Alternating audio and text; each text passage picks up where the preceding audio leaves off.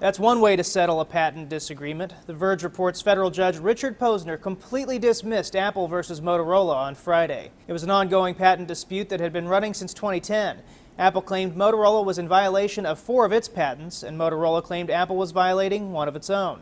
The Verge reports Posner appeared frustrated with the lack of any progress. The ruling makes official what Posner floated back in the first week of June. According to the Los Angeles Times, Posner said neither party was able to prove sufficient damages to justify a trial. And as All Things Digital reports, Posner's opinion on the, quote, ridiculous case hasn't changed much. Throughout his order, Posner repeatedly skewers Apple and Motorola and their legal teams for the weakness of their arguments, mistakes in trial preparation, flights of wild conjecture, and their utter failure to present enough evidence to create a triable issue. GigaOM agrees with Posner, saying there was no way Apple had been harmed by Motorola. As a common-sense argument, this holds water. Apple is currently the most valuable company in the world thanks to the runaway success of the iPhone and the iPad, while Motorola is a barely profitable smartphone company that was quite grateful to be rescued from dire straits by Google's desire for Android patent protection. Posner's ruling has shut this chapter of intellectual property debate, but Foss Patents wonders if it will contribute to lasting patent peace the way Posner wanted it to. Lawmakers and judges alike can only make decisions in their own jurisdictions, but here we are talking about global disputes.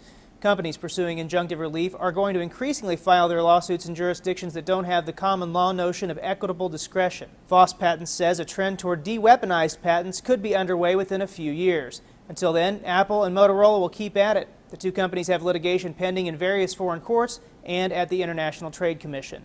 For Newsy, I'm Nathan Byrne, multiple sources, The Real Story.